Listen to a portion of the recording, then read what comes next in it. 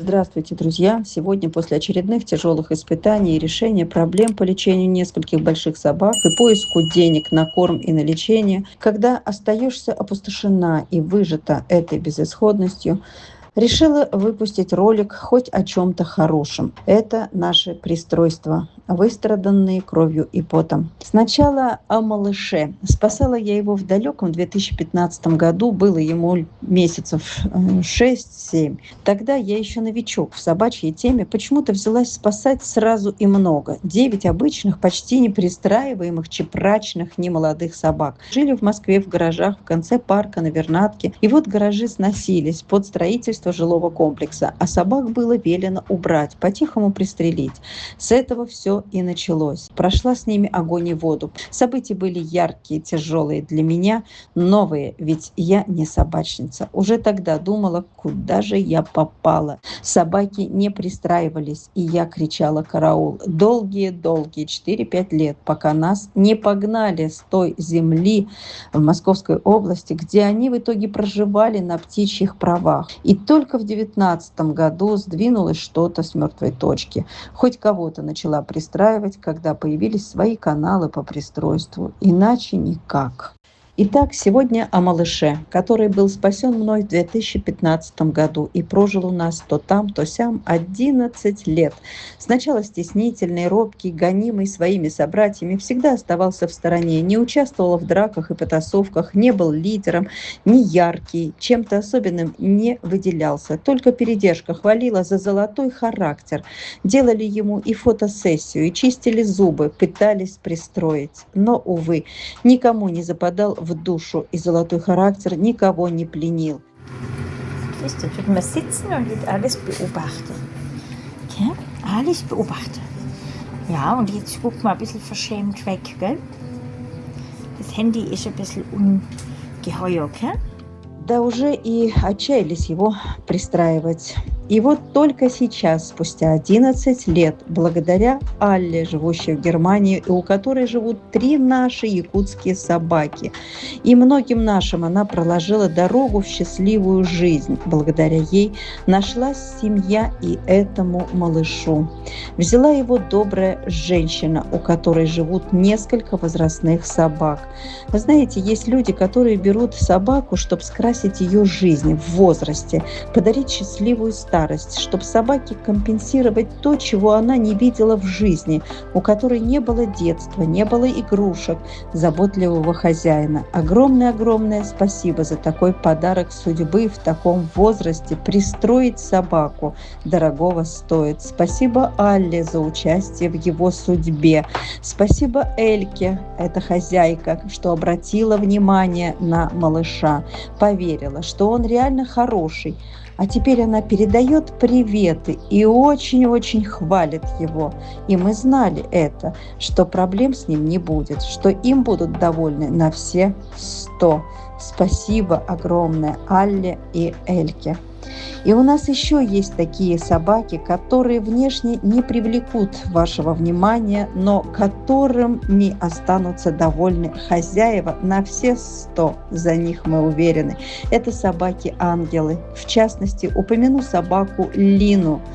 Спасали ее из ППЖ Якутска. Собака-ангел, собака-компаньон. Жалко, что она прозябает свои годы в стае. Не место ей здесь. Ей нужен хозяин. Луиска, Луиска, Луиска. Вот Балуша, Балу. Сейчас, подождите, всех смою. Балуша. Теперь о малышке Луизе. Такие беззащитные собачки попадают в отлов, как опасные, кусачие, и никогда не докажешь обратное. Она жила в приюте Узбекистана среди 8 тысяч отловленных, где еда, куриные лапки с когтями, да и то не каждый день. Там еда достается 2-3 раза в неделю и не всегда достанется слабым. Ее опекал большой песик Балу. Знала, что он защитит. Хотела их двоих и спасти. Нравилась мне их дружба, но не получилось. Из рук местного грубого таксиста он сбежал. Пришлось Луизе вылетать без своего друга. Грустила она очень. Вот тогда вместе с Луизой прилетел Пьер, которого недавно оперировали. Прилетел он вместо Балу. Луиза, похоже, девочка с тяжелой судьбой, выбитыми зубами и аллергией на цветение трав. Здесь ее полностью обследовали. Спасибо большое передержке Ирине, она очень помогала. Спасибо большое немецким друзьям, они быстро нашли ей семью. Идите, моя зяя. Идите, моя зяя. Ради вкусняхи, скажи, на все готово. На все готово. Да, дурында. Вот это ее зайчик, вот такой вот зайчик. Вкусняшка. Сейчас посмотрите. Не будет. Вот так вот. Видишь? А дяденьки, скажи, мы не возьмем. Страхуется вдруг нападение. Да. Молодец. Дайте мою зайку. Не берет, Вот это да. Да, мужчина. да. Зайца бежали.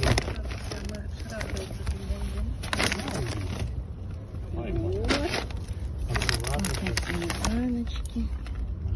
Вот такие баночки. Плохо.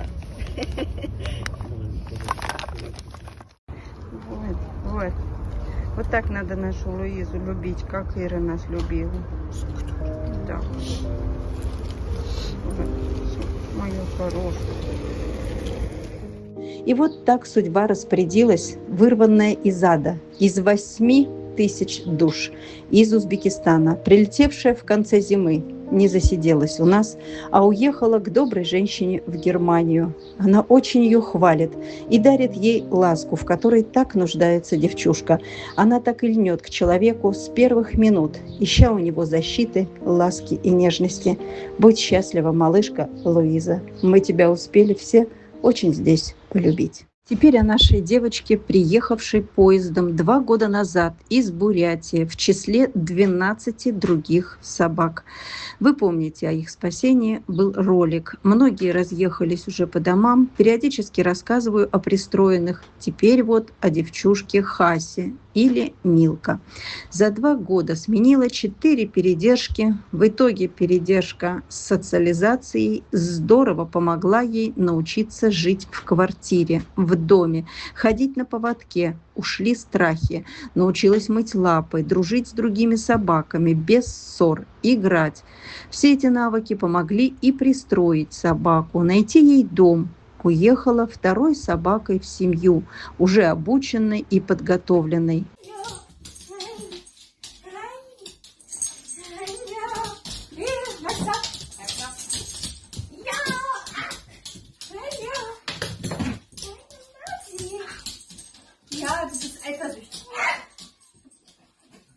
Она хорошо вписалась в семью.